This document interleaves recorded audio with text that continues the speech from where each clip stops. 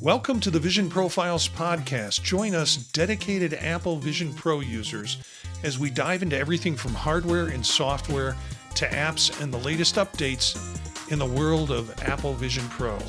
I'm Marty Gensius, a faculty member at a Midwestern university, a podcaster, and an Apple product fan. I'm Eric Golden. You always do that. Can't take a drink fast enough, but my interest is in finding interesting ways to share content, photography of plants, birds, panoramic sequences, and plates of food now. I'm sorry, I'm having terrible fun with my Stream Deck working again. Daniel? I'm Daniel Berkler, a software engineer and technologist currently immersed in generative AI and AR/VR technologies. And the very happy Dave, who's in his new location. Yes, I am Dave Ginsburg. I'm the host of the In Touch with iOS podcast with a deep passion for technology, especially Apple, and how it's used in real-world environments. As an IT professional and iPhone subject matter expert, I'm continually discovering new ways the Apple Vision Pro is shaping the future of computing. Well, reminder, you can join us on the live stream at youtube.com/@visionprofiles Monday nights at 9 p.m. or around there, Eastern time. Catch the video later if you like on YouTube or the audio on any podcatcher service. We have got folks in the chat room already. We've got Cletus and Craig are in, and some other folks I think are watching us online, but not in the chat room yet. So join us in the chat room if you're watching us live. Comments and questions, and the comments have already started with Cletus mentioning, and I guess we'll start with this, that day one is done. And just to try to get a check-in from all you guys, what was released today, the 17E. Dave, I'm sure we'll cover all of this stuff because he has a show on Thursday night. But the 17E came out, and also the iPad Air with what, M4 or M5? 4. M4. 4. They'll never go. They won't be equivalent to the Pro. Yeah. So any excitement about this, guys? 17E is probably going to be a hot seller, I think. I mean, for someone's looking for a good bottom line model, that's pretty gosh darn good value for 250. You get 256 gigs of storage now versus 128 is the standard, and a little more memory. I mean, really, the only difference between those two is going to be that 17 is the camera and the screen. Other than that, pretty much the same. Yeah, well, and MagSafe. Was MagSafe added to it? Oh, MagSafe. Yeah, that's right. Yes. They added MagSafe because that was a nice change. And that was dumb. They never put that in the 16E. And then they added ceramic shield, I think, on both sides. Yeah, that too. Yeah, compared to the 16E. Yeah, I've got two iPad Pros, and so nothing's going to get me to buy a third Air. Yeah. Based on that. However, it's interesting when you price those out a little further, like you add a sufficient amount of memory in it or storage, and you look at other things that you can get with the iPad Air, it's really knocking the price up to laptop level. So, this week we're getting supposedly MacBook Pros and upgrades with those, and then the MacBook nothing. I don't know, what are they called? They're just calling it the MacBook. MacBook. Yeah, the MacBook. So I think with all the stuff with Air, they've kind of pushed it out of the market, and so the MacBook can slide right in there if it's a good price. But we'll see what happens over the next couple of days. Any purchases in this room or any planned purchases? We've already gotten that request in the chat room. Not here. I mean, at least those two items. I'm still looking at an M5 Pro, MacBook Pro. Yeah. So we'll see what that goes. They're asking me. Craig's just asking me, "How's my new crib?" It's doing well. I'm podcasting, and you guys hear me well. I must have set something up right. So uh, I got the desk set up in pretty much record time because we moved on Friday, and it is today Monday. So I was able to get things in place, but that's why I'm blurring my background because this place is a freaking. I'm buried with stuff where to put it right now. So got the most important thing set up. I'm sitting at a desk and doing a podcast. Yeah, and you were on the British Tech Network on No, I Friday. missed. I missed. I missed. Oh, you I missed missed. you missed British Tech Network That on was Friday. that was moving day. No way I was going to be on British Tech Yeah, Network. that's right. That's right. But you did get your show out on Thursday night, and was We that from recorded the? it. I still have to publish it. Yeah, yeah. So okay, so we'll see what happens the next couple of days with Apple releases and where Yep. we fall with that. New beta.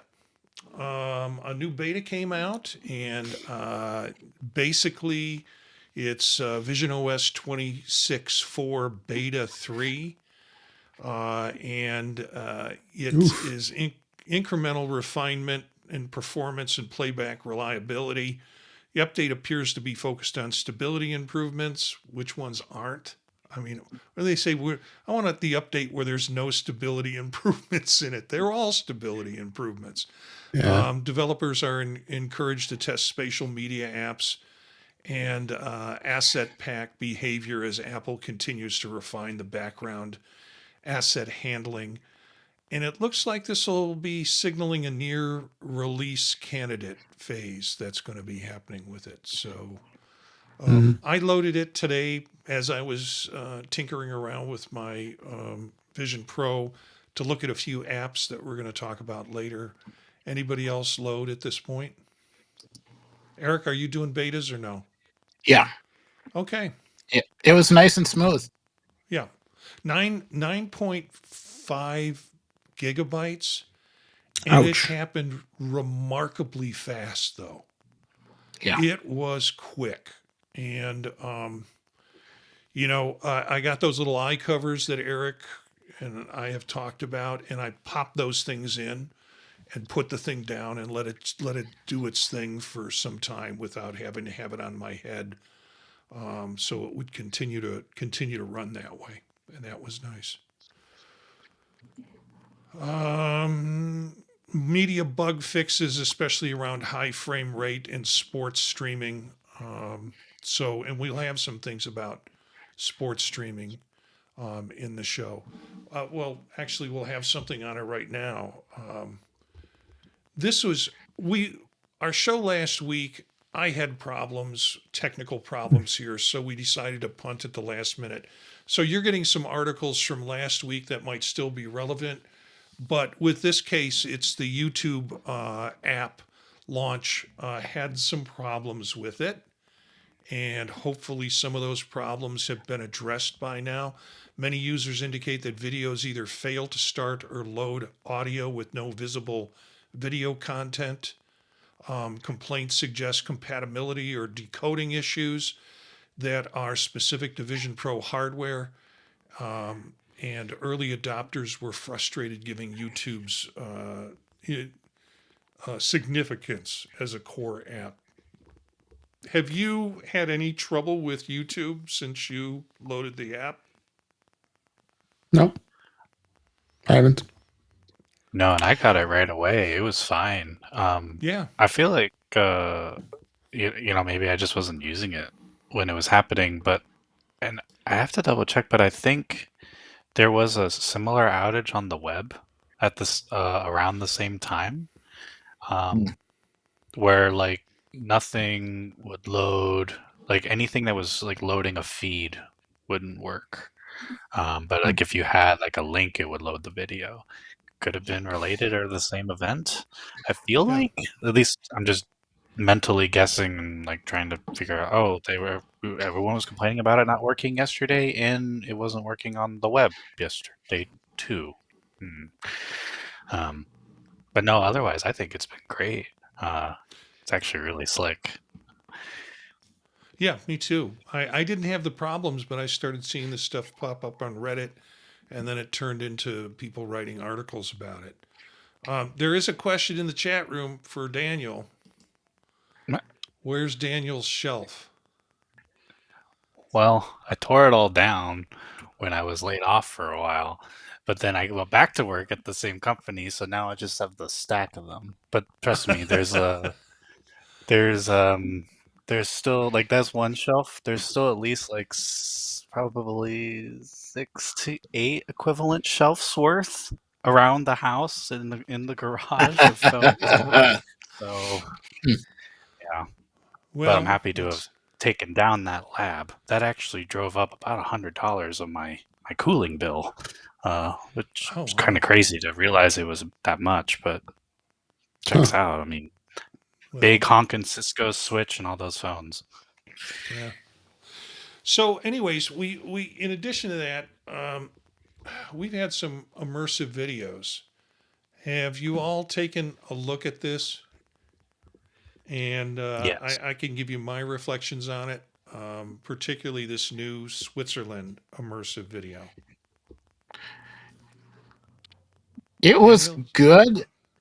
Yeah. Yeah, I liked it a lot, except for like there was a 10-second period where I kind of felt like they dropped me off a ledge and it was moving just a little bit too fast. But other than that, everything was really good. The narration was excellent, nice and crisp, good video. Scenery was awesome. I really want to try the slowest speedy train in existence. Wow. Yeah.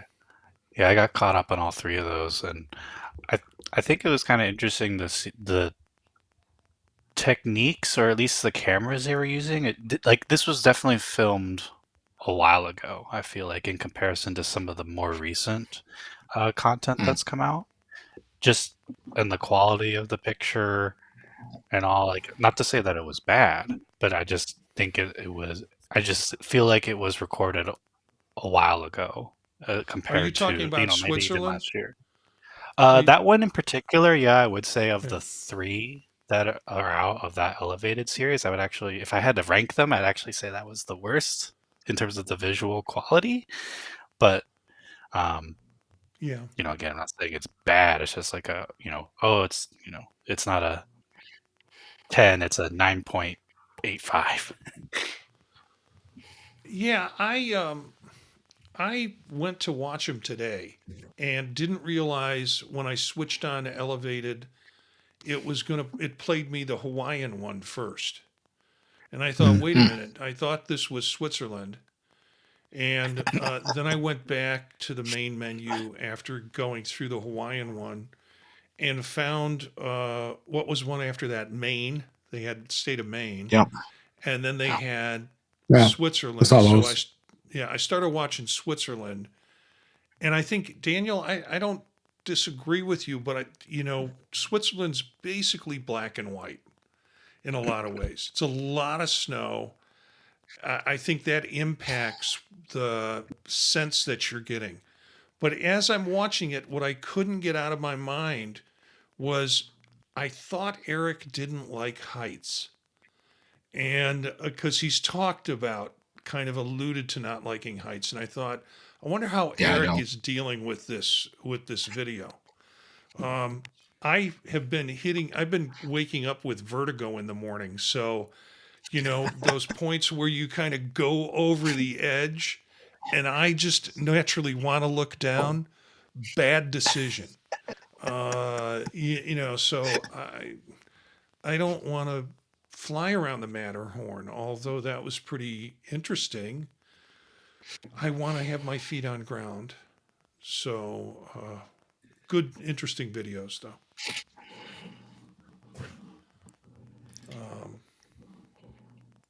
And it's nice to see them continuing with that. Next article is a PSA for M5 users. And this came out last week. I thought I'd mention it again. Although with each release, they're doing more in terms of improving the video qualities with this. The suggestion came out that if you want 120 feet per second, make sure you're in a bright room. So somehow the background lighting, particularly if you're using pass through, you get a better frame rate, or you get because there was some discussion about it not hitting 120, it was dropping to like 80 or 90, even on the M5s. And I think Eric, you threw this one up, so I am going to Yeah, ask you. it it was taking too much processor power to deal with the low light surrounding area. The low light pass through area took a lot of processing power, and that then caused the frames per second to drop to like 90 instead of 120. At least Yeah, that not was the only theory. that. Yeah. The suggestion Well, there is that the sensor accuracy and the eye hand tracking is related to light dependent. So the more light you have surrounding, the better it is. yeah, it's definitely going to be better with more light, which makes sense. I mean, we're living our life through cameras. But I notice it too, even with the change in this particular light source. Um, Here I go, me talking about using the Vision Pro in the bathroom again. But when I go into the bathroom and I turn on the light and everything flickers Do for do whatever, and objects it appear all closer in the synchronizes. mirror with the vision, or larger in the mirror? Then, And then they seem. It is funny too when you're all done and you move the window out of the way and you just see yourself glowing eyes staring back at you in the mirror. okay, all right, But we have a the light potential show turned title on. right there. Yes, we do. Yes, we do. Turn on Glowing the eyes in light. the mirror, huh? Everything's flickering and it's Oh. synchronizing the frame rate of the display to the frame rate of the ambient lighting. And I can definitely tell that things are a little more jerkier in that lighting Hmm. environment versus any of my other lighting environments or outside. So that's a weird thing to even Is consider. it The is it refresh rate of your lighting actually also plays a role. yeah? Is it Hmm. possible that you're having a rave going on in your bathroom? Uh, I mean, Huh. yeah. I mean, that's kind of what it looks like until everything Yeah, synchronizes. I mean, yeah, that's what I was everything. thinking. Well, yeah, I was thinking you were yeah, describing everything. it that way. Everything flickers, and then once the Vision Pro is like, "Oh, I got it," and I got the refresh rate, and now it's all in sync, and then everything is smooth. Oh, that is interesting. Another article just posted today, coming from Reddit, that I think Eric put up was 8K VR 180 videos now working for both M5 and M2 versions of Apple Vision Pro. That still makes no sense to me. What do you mean? Well, I mean the problem with the 8K ones was the encoding, I thought. Mm-hmm. Oh no, this is the VR one, not Right, video. This is VR 180 stuff. right. Yeah, yeah, and that actually is pretty good. I was thinking about just the straight videos where you needed the other encoder type, and then you had to have a M5. But yeah, it's gotten better, and the last update seemed to clean a few things up. So, changes are happening. They're improving. It's improving for everybody. I'm just happy. It's getting better. Couple of quick patents to talk about. Not a lot of patent stuff this week. And in fact, Patently Apple has kind of turned into a patents and then a lot of other articles stashed in there that are not patents. So if you follow that thread, you're getting they're incorporating a lot of Apple news in there that you have to feed through in order to find the patents. But first one is Apple invents advanced antenna and camera support system for the next gen vision devices. And it, basically talks about how the system appears to focus on improving spatial awareness, signal strength, and compact device architecture. It could be a signal for more lighter and more glass-like devices. It improves antenna integration and may enhance wireless streaming and immersive content that's coming through wireless. So interesting stuff. Patent reinforces Apple's long-term wearable computer roadmap. And then the other article on Apple develops advanced facial contact sensors for AR glasses. This is a first we've heard of this, that there will be facial contact sensor systems potentially for future AR glasses. These sensors may detect positioning, facial movement, and contact pressure. Features could improve comfort, biometric sensing. Just some interesting aspects of these sensors within the system.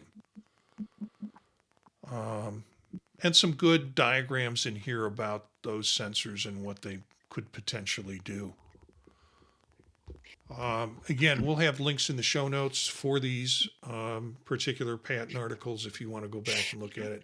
Any comments on this, guys? No.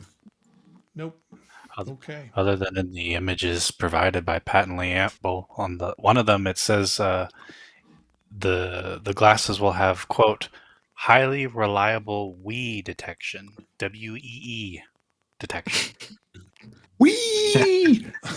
Yeah, that's definitely a generative AI moment right there. But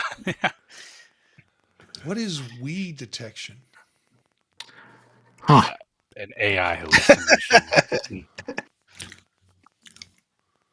Okay. And upatonic sensing. Yeah. I'm saying, Marty, I was thinking of Jack Brickhouse and the Cubs when he used to go, wee!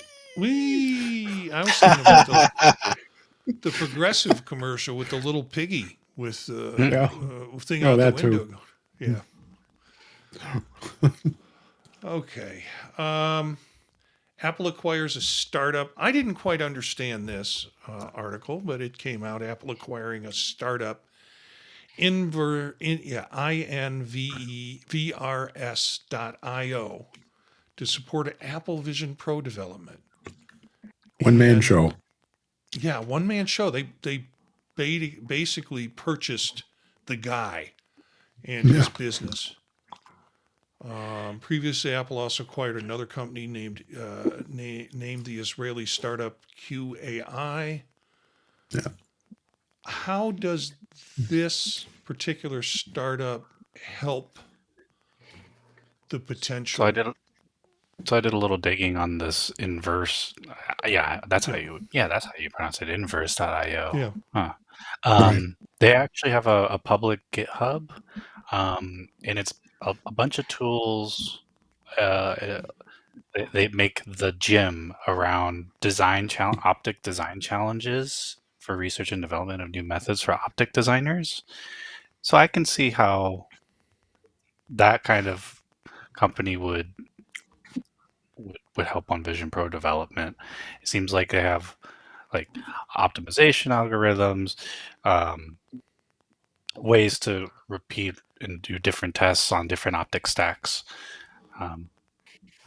But yeah, otherwise, kind of a ghost of a organization. But all that I mentioned is on their public GitHub. Yeah. It little I saw was the startup's expertise may support 3D design or immersive application ecosystems. So as enterprises are trying to do more 3D design with the Vision Pro, that might be helpful. And so, yeah. Well, it seems to me that they're trying to solve a problem of working in a group through Vision Pros, where you're sharing a virtual object, and you want it to look correctly from each Vision Pro, even though the Vision Pros are all in different spots. Mm-hmm. So I see that as kind of neat because they must be doing enough work where they realize that's an issue. Yeah. So, yeah. Next article is an article about environments and how Apple Vision Pro team allowed me to work remotely from a realistic version of Jupiter's moon, Amalthea.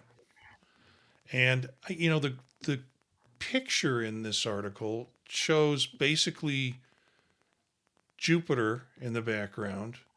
In the foreground, apparently Amalthea, but the guy's not working. He's watching Office Space, the movie. So I guess the advantage of having a Vision Pro is that you can look like you're working, but you can be watching Office Space instead. It's interesting because it's sort of a first person description of how they work with environments. And we had this discussion on Dave's show about Yes, we did. environments and new environments coming out. And I'm not an environment guy. You guys are, I think everybody, the rest of you are environment guys.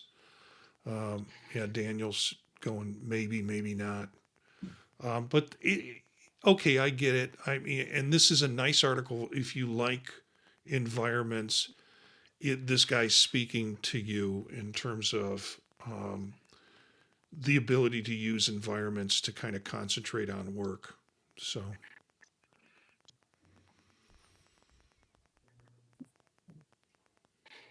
and talks about highlights Vision Pro's blending of science fiction aesthetics with practical remote functionality. But it does frame immersive environments as more than novelty, potentially production enhancing. If you're, what the hell else are you going to do if you're sitting on Jupiter's moon but work? Yeah, I mean, I do find it's like noise canceling for the eyes. It's like Yeah. kind of nice to just. Yeah. I don't use environments all the time, but definitely you'll catch me sitting cross-legged on the couch, looking very zen, and I'm sitting on Mount Hood, and programming. Yeah, right. Yeah.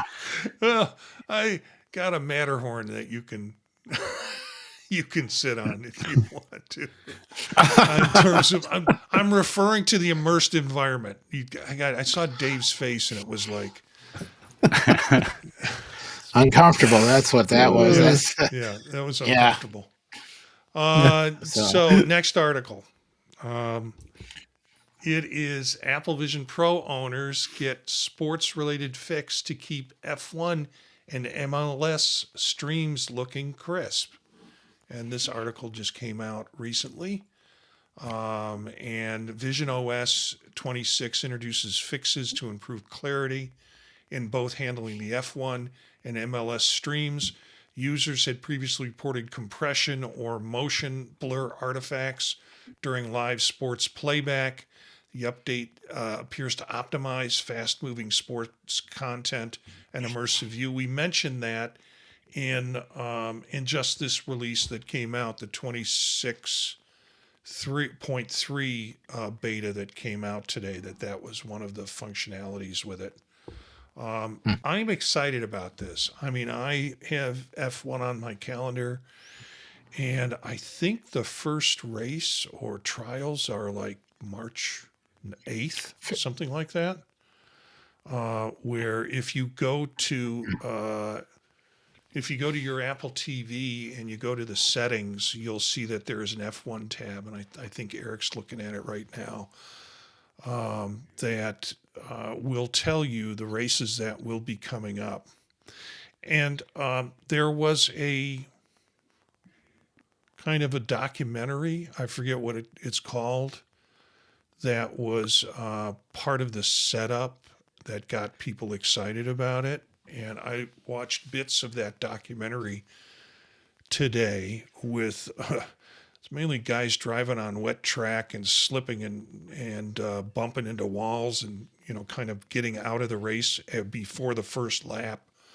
But I am excited about it. There were some there were on car device shots, and there were other things. So it'll be exciting to see what they do with this pairing with F1. So, Yeah. any other comments, Dave? Yeah, no, it's exciting. I think racing in general has been exciting. I mean, F1, there's some insanely. I think ever since the F1 the movie we've watched, I mean, I'm really ready to watch a lot of these races. And now on the NASCAR side of things, Michael Jordan owns a car. He's got in his company, and he's got a three-peat, the three NASCAR races. So racing in itself has just become just really hot, and that kind of adds to the other part of racing. You got IndyCar, you got F1, and you got NASCAR, and Yeah. it seems like racing has just really picked up in popularity. And having somebody like Michael Jordan's name on it doesn't hurt either. Yeah, and it picks up a demo. It's a thin demo, but it picks up a male, young to middle aged kind of demo. I think primarily, and it'll be interesting to see what happens with it in terms of shows, in terms of how that springs and is handled. And previous shows, we talked about the release of when F1. We talked about this on British Tech Network about the release of how Apple acquired it and how long they have the contract for and who had it before then. The Speed Channel and other folks would be broadcasting F1 in the past. So it'll be interesting to see what Apple does with it. Yeah. And particularly what it's going to look like with Vision Pro. There was some mention of some additional feature that might be part of the Vision Pro feed, where you have 4 choices with your TV feed or your Apple TV feed, but you have a 5th stream choice with Vision Pro. So, and Don't they apparently, usually offer a lot of other interactive elements too? Like I remember, I think last year had like a virtual track, and you could see it in right. like real space, and it would like kind of like a little toy track on your desk and zooming around at the same time with the same feeds following them too. The content, the sports content, makes me wish I was into sports.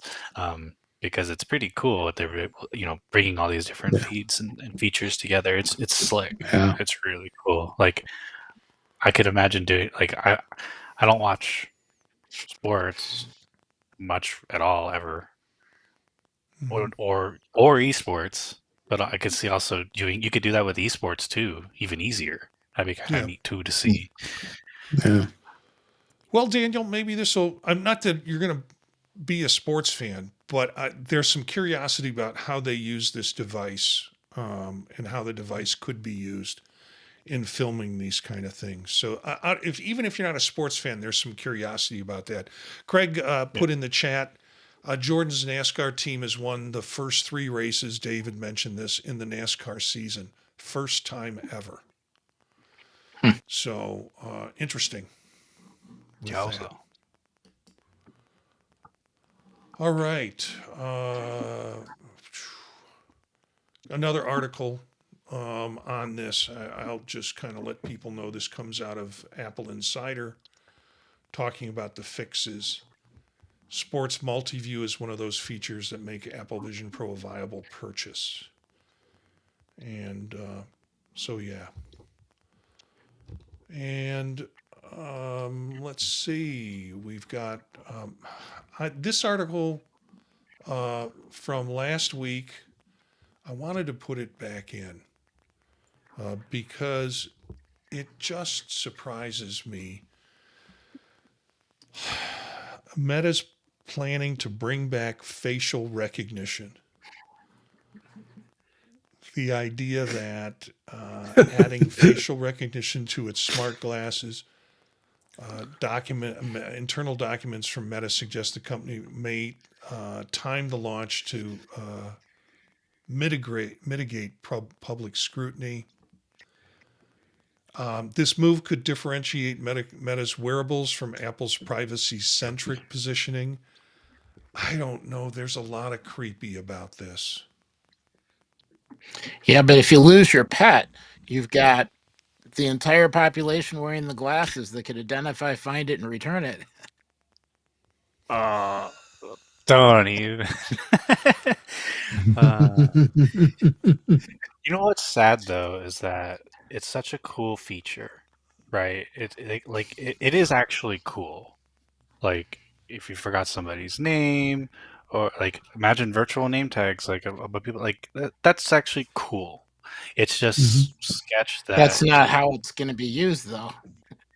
that's the part. Well, yeah, that's the part where that's the part where it's sketchy and it being Facebook doing it. I mean, talk about Yeah. negative, I guess, for lack of a better term, social equity for Facebook doing it, as opposed to if it was like Apple doing it, and even then, it would still like be.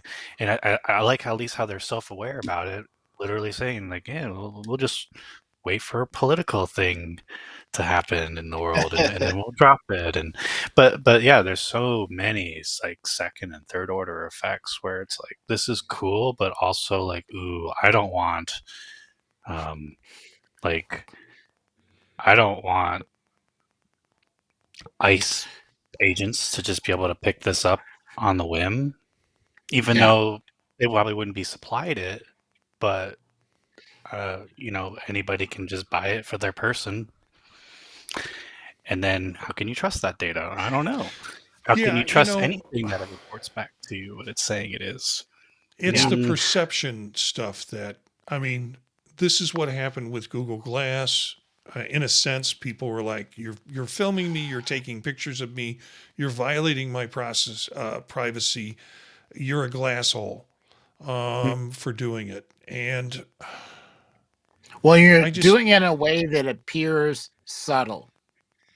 Like, how do you tell the difference between somebody wearing glasses with cameras and not cameras because they look similar? You yeah, slap a Vision Pro on your face, yeah, something's going on. It's pretty obvious. But glasses, little thicker rim, maybe extra reflection or sticker.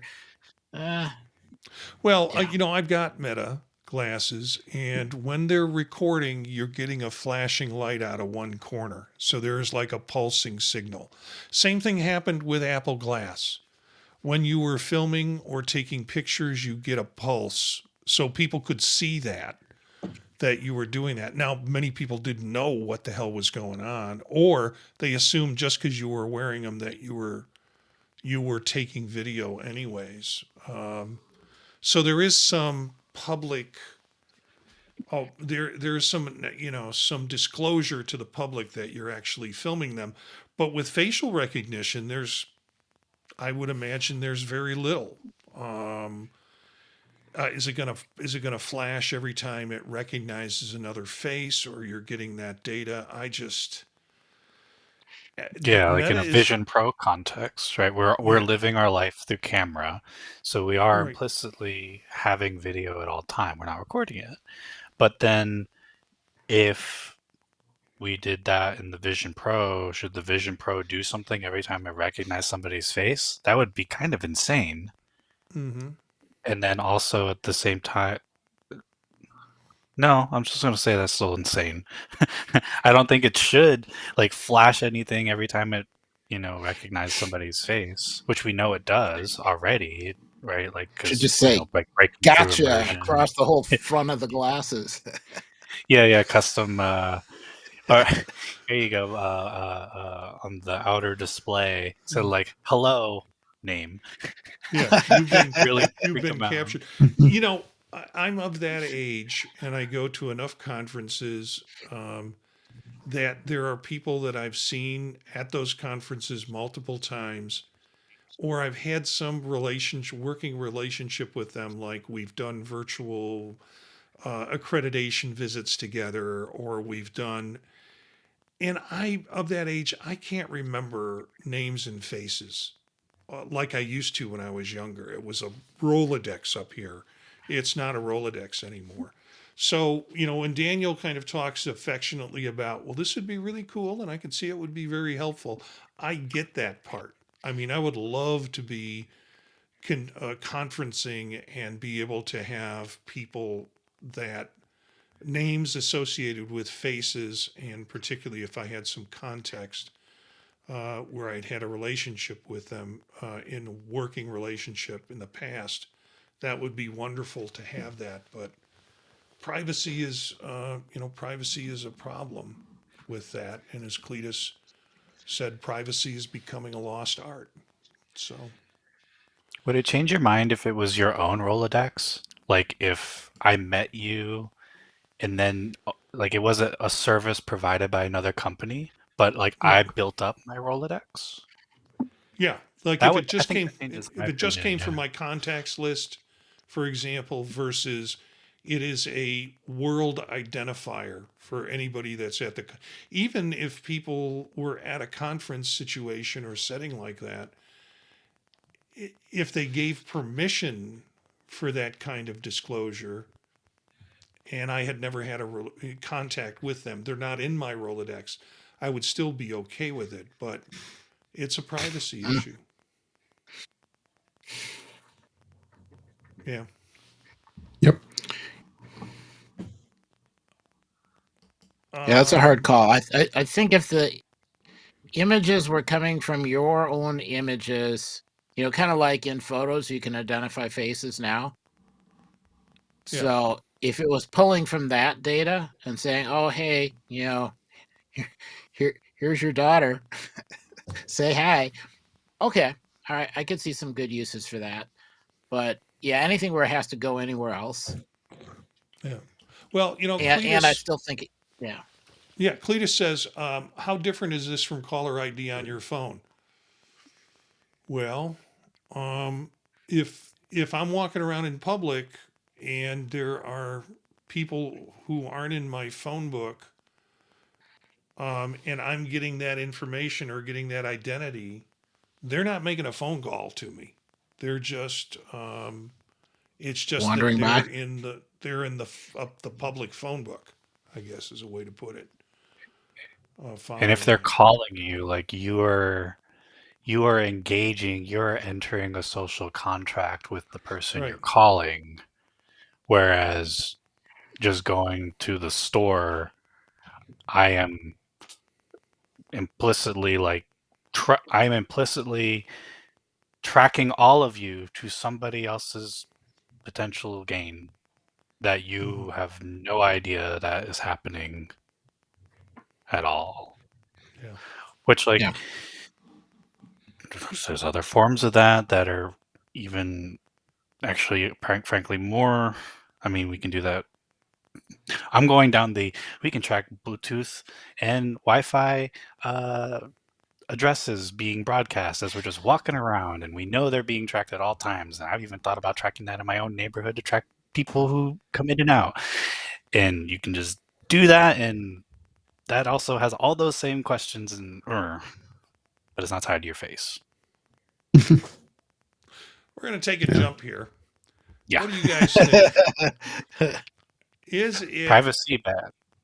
No, no, privacy is fine. I just this article and this idea has been pushed around for a while. Apple Vision could get immersive F1 streaming at the March 4th event.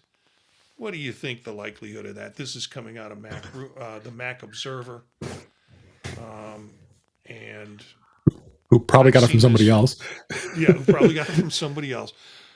But Yeah. having gone through news feeds, these articles are replicated over and over in different Right. feeds. Mac Rumors picked this up. It's actually John Gruber from Daring Fireball There who you go. he raised the possibility that Apple could extend this immersive push to Formula One. So I say no. I think they have other things to do on March 4th with the Apple experience than demoing streaming of F1 at that point. Yeah, we talked about this last week, and I think I'm kind of leaning towards that as well. I don't think it's going to be anything because what we saw the announcements today as we record. It's going to be tomorrow, which is Tuesday, and then Wednesday will be they'll have an experience event. So I just don't see it. Any other comments? Yeah, I think the closest we might get is maybe at the end of the season. There'll be a real kind of like what they did with soccer, Yeah. where at the end of the season we got an immersive review of the season. I don't think the infrastructure is ready to try and stream Yeah. all the F1 events yet. Mm-hmm. Not that I wouldn't want to see it.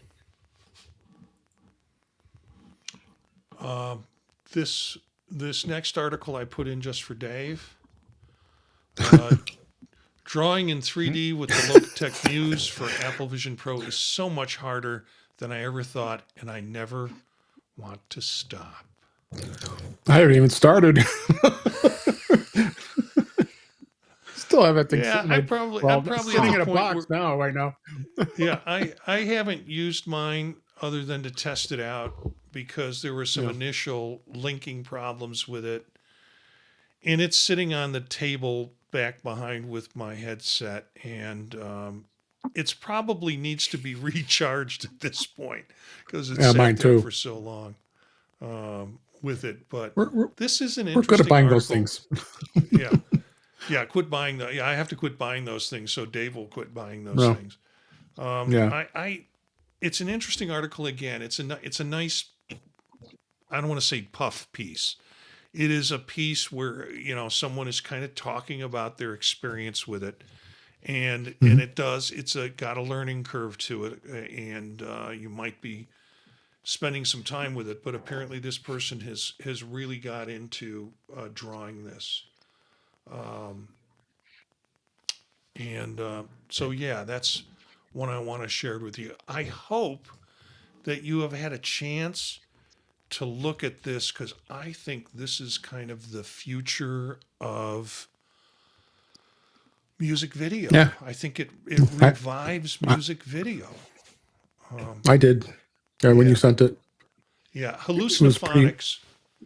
Hallucinophonics. If you go on Vimeo, you can search for hallucinophonics, and you can find they have a bunch of songs on there, of which in itself they're an interesting artist.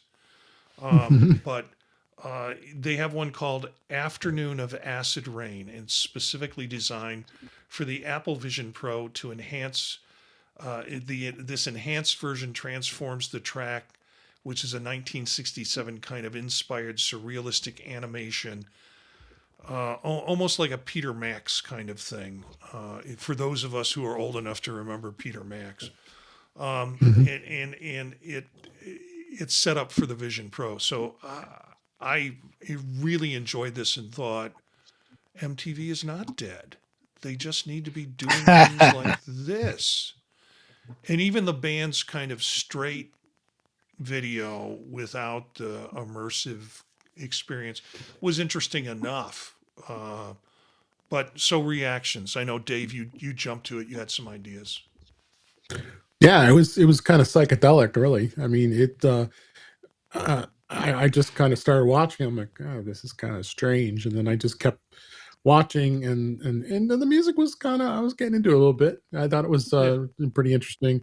It wasn't anything immersive than what we've been used to watching immersive, but I mean, it did, like you said, it did have kind of an old '60s kind of feel to it. Just the psychedelic times. Yeah, it had some spatial. I mean, you could tell And there was it has some. Yeah, it's some. Yeah. Yep. Yep. Anybody other? Anyone else? I mean, it was well done. I Yep. can't say I totally enjoyed it because I don't always have a firm grasp on reality anyway, and this felt like I was drifting. But it was neat. It kind of reminds me of some of the early animation festivals, Yeah. but with more depth.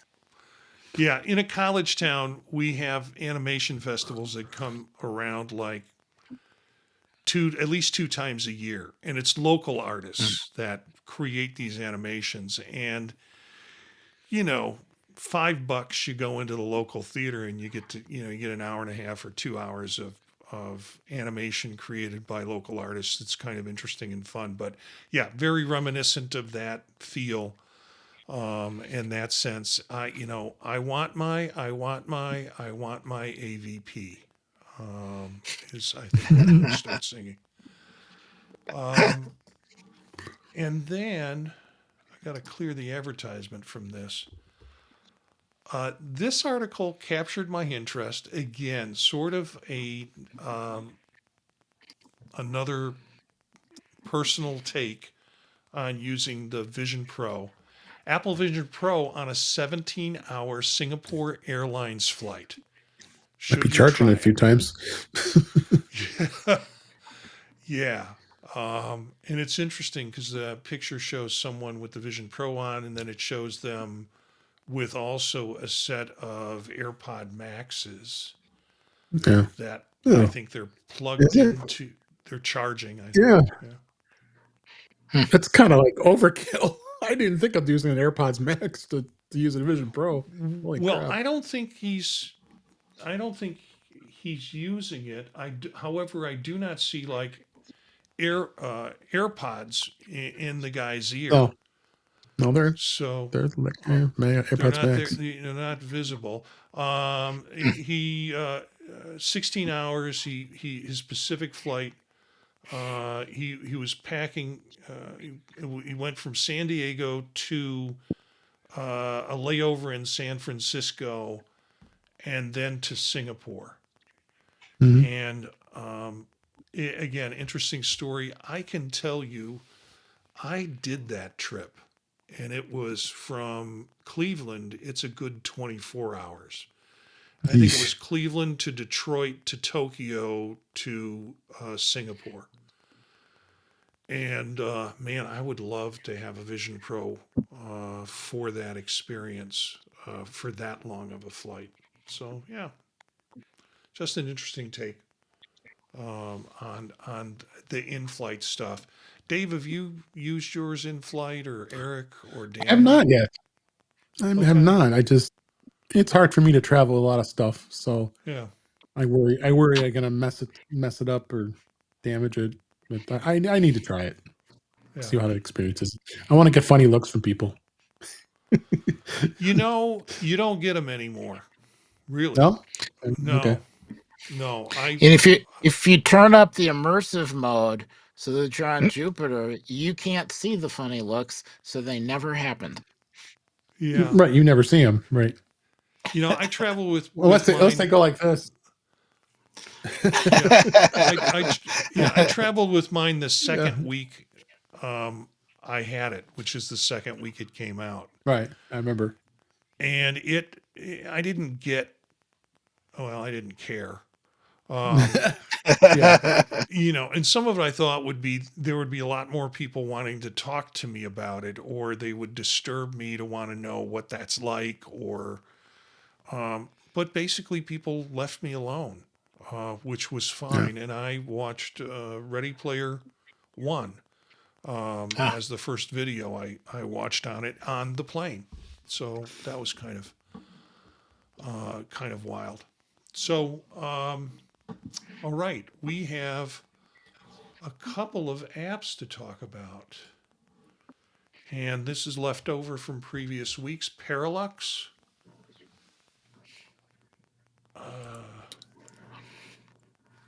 Yeah, this was an update to an app. I can't remember if you looked at it, glanced at it, but when it first came out, it couldn't connect to photos, so you couldn't easily load your own library. Now you can connect to photos. You can select a batch of photos, and then it loads it into a carousel to kind of cycle through them. And it, kind of nice. It knows how to deal with panoramic images. It it kind of can adjust to the different types. When you're looking at a panoramic image in photos, you can't really move it around very much. And this, you can at least nudge it up a little bit or down a little bit. So if you're trying to sit in a reclining chair for some reason, you can get it in a position where you might be able to actually see something. So and there seem to be a bunch of these apps that they've done an update. They work a little bit better than what they did. Another improvement. I just see it as a good sign that the developers are continuing to work on the apps. Yeah. You put another one up, or maybe somebody put it up. The Horizon 360 panoramic viewer. Oh, that was the panoramic one. Yeah, never Right. mind. The other one was photos. This is the panoramic one that solves the problem if you're trying to look at a panoramic view, but you need it in a different position. You can nudge it a bit, and I believe you could bring it a little closer to you. Little adjustments. Yeah. And then you also, and I'm throwing this directly on, you also, or someone put up Vimeo. I did. Okay. Yeah. Familiar app for most of us, I think, but this is the Vision. There is a Vision Pro version of it. Right. That was how we watched the afternoon motion. The rain in the The afternoon. afternoon rain in the afternoon. Yeah. Yep. Yeah. So, and then finally, Metal splatter. Metal splatter. So that's another one that got updated. So Metal Splatter came out. There are a bunch of articles about a model that Apple had released, ML Sharp, and they had released the articles and said, "Oh, use Metal Splatter, use the model to convert your images to a PLY file, and then load it in Metal Splatter." And by the time the articles came out, nothing worked. Huh. Finally, they updated Metal Splatter to the current version of ML Sharp. So the PLY files that you tried to run through that model generated a file that is now readable and actually looks kind of good. So mostly I just wanted to mention it because it was very disappointing before. You could see the examples and the example images. You just couldn't successfully try it yourself. And I believe there's a couple apps out there that will have the model built in so that you could select an image, convert it, and view it. Mm-hmm. I can't remember which one it was, and I haven't tried them yet. There But are some again, that can do, another import. Yeah. Yeah, there are some that can do scanning too with the same model. One called Luma 3D. I tried that one, and I was pretty impressed how quick that could get a nice scan. I haven't been able to export it into Metal Splat though to look at it yet, but that could just be a skill issue on my part. But I was pleasantly surprised how fast that model compiled stuff. And this is me with 2 3D scanners up there. It was impressive. I don't know. I care more about the dimensional accuracy, but if that's not of a concern, then it's awesome. Well, and this one was neat because you could set up the model that would go through and convert the images on a Mac and link it to iCloud, so you could generate PLY files that get saved into iCloud, and then on the Vision Pro view the files. So you could do generate while you're viewing, and then have one machine working generating the files, the other one just working on the viewing of the files. It was nicely efficient, and the M4 Mini is faster than my M2, so happy all around.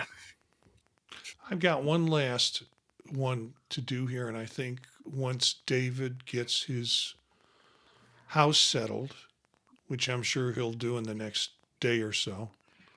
Yeah, I think 2 weeks. I I think we ought to do Oh, party yeah. games multiplayer. Yeah, you were asking about that, right? Yeah, That'd be kind of did neat. any of you load this? I loaded it No, today. But it's a no.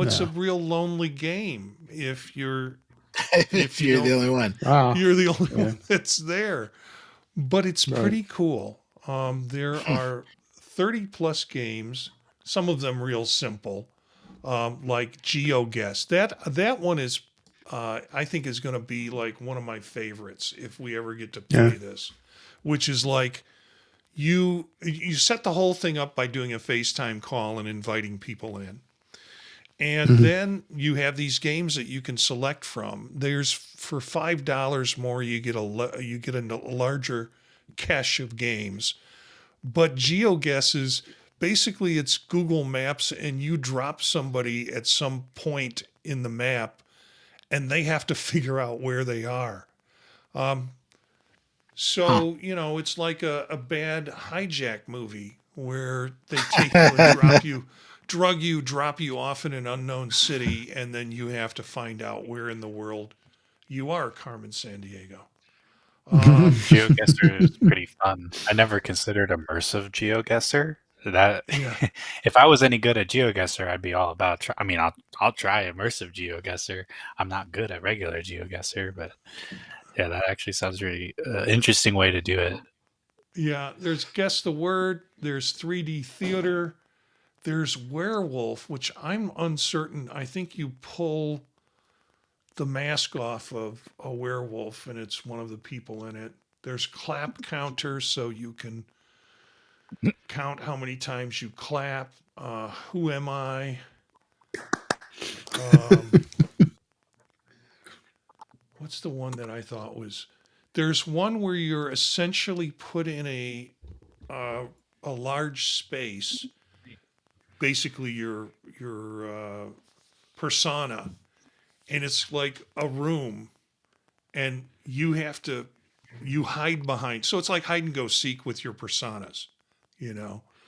Um, so yeah, that's that one is party games multiplayer, free for nothing, and then if you want to pay $5, you get a whole bunch of other games, including image guess, spatial drawing, AI quiz, taboo. I wonder if that's like Yeah, the taboo game. I'm I'm sure. Dubbing, And sub the title where you're watching movies and you get to riff, I guess, the movie. There's just a bunch of fun things in there that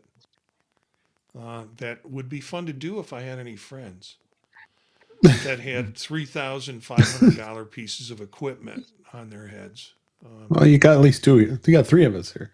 Yeah, yeah, we just need to set up a playtime for the boys. That's it for apps and for shows. All of this will be in the um, show notes. Want to first and foremost thank the folks who joined us in the chat room. We had Eric or we had Craig and Cletus, and Eric was in there making comments. So thank you for adding to it because you were following along with the show and coming up with comments. And when I could catch them, I'd put them, throw them up there, particularly if we were still talking about the topic. So thanks for joining us in the chat room. For folks who are watching us live, you can watch us on Monday nights around 9 p.m. Eastern Time. We get started shortly thereafter. And that's at youtube.com/@vision profiles. Mhm. Thanks for tuning in with this. Now, where can we find folks? Eric, where can we find you? Let's see. Yeah, out in the woods, dodging owls. I can be found on Mastodon at EABOLDEN@MAS.TO. Otherwise, and Monday nights, of course, here on Vision Profiles. Tuesdays on Mac Voices Live, and Thursdays on In Touch with iOS. So kind of progressing through the week through all the different OSs and covering news stories of interest. Daniel, what about you? You catch me here every other week or so, and then otherwise my only social that I haven't posted on, but you should still follow me, is on Blue Sky at IO Expander. And Dave. Yeah, Where thanks can for we- having me. It's you can find me at InTouchWithIOS, InTouchWithIOS.com, YouTube channel, youtube.com/InTouchWithIOS, here on Monday nights, Vision Profiles, Tuesday nights, Mac Voices Live with Chuck Joyner and the gang.